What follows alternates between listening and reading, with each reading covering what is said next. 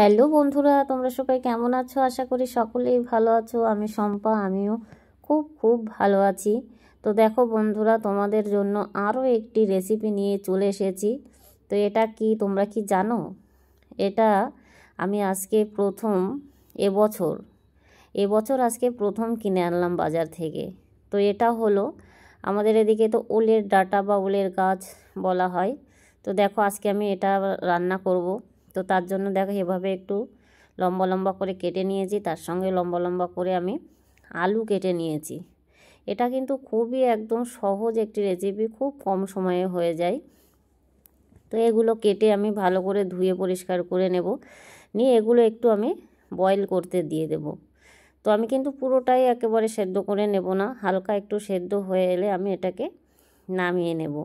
পুরো সেদ্ধ হয়ে গেলে তখন শাকের মতো একদম ঘেটে যাবে। তো তার জন্য আমি একটু শক্ত শক্ত নামিয়ে নেব। তো দেখো বন্ধুরা, আমি এভাবে সেদ্ধ করে নিয়েছি। তো মনে হচ্ছে আমার ওলের গাছগুলো একটু বেশি সেদ্ধ হয়ে গেছে, আরও একটু কম সেদ্ধ করলে ভালো হতো। তো তোমরা একটু আন্দাজ মতো সেদ্ধ করে নেবে।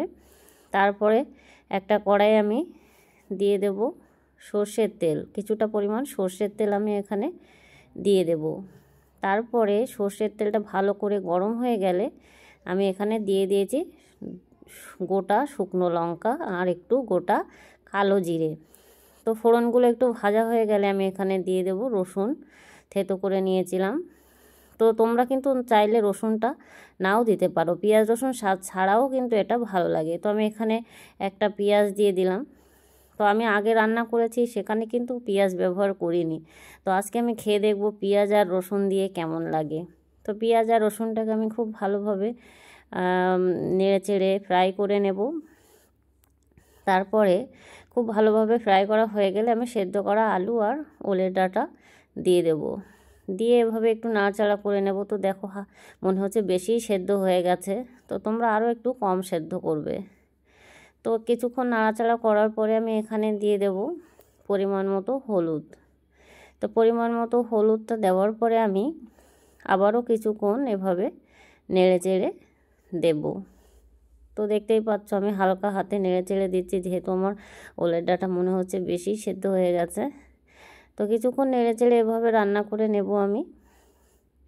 তো কিছুক্ষণ নেড়ে চেড়ে রান্না করে নেওয়ার পরে আমি এখানে দিয়ে দেবো একটু সর্ষে আর কাঁচা লঙ্কা বাটা। তো কাঁচা লঙ্কাটা দেখো আমি একেবারে মিহি করে বাটিনি, যাই হোক জাস্ট একটু বেটে নিয়েছি। তো এভাবে একটু নেড়ে চেড়ে দেবো। এখানে কিন্তু চিংড়ি দিলে আরও স্বাদ অনেকটা বেড়ে যায়, তো আমার কাছে চিংড়ি ছিল না। তো তার জন্য দেখো আমি দিয়ে দিচ্ছি পরিমাণ মতো লবণ, দিয়ে একটু এভাবে নেড়ে চেড়ে দেবো। নেড়ে চেড়ে দিয়ে আমি এটা কিন্তু একেবারে আমি ঝোল করব না, একদম মাখা মাখা টাইপের করব। তো দেখো আর নামানোর আগে হালকা একটু চিনি দেব, কয়েক দানা, বেশি নয়, স্বাদটাকে ব্যালেন্স করার জন্য আমি কয়েক দানা চিনি এখানে অ্যাড করে দিলাম। তো দেখো বন্ধুরা, হয়ে গেছে কিন্তু আমার রেসিপিটা রেডি। এটা কিন্তু গরম ভাতের সঙ্গে খুবই ভালো লাগে খেতে।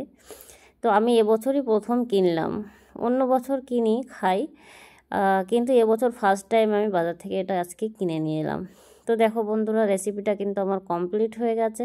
তো কেমন হলো ভিডিওটি আমাকে অবশ্যই কমেন্ট করে জানিও, আর সম্পূর্ণ ভিডিওটি দেখার অনুরোধ রইল। আর তোমরা কিন্তু এই রেসিপিটি বাড়িতে একবার হলেও বানিয়ে খাবে, অসাধারণ টেস্ট হয় এটা, খুবই ভালো লাগে খেতে, গরম ভাতের সঙ্গে কিন্তু খুবই ভালো লাগে এটা খেতে।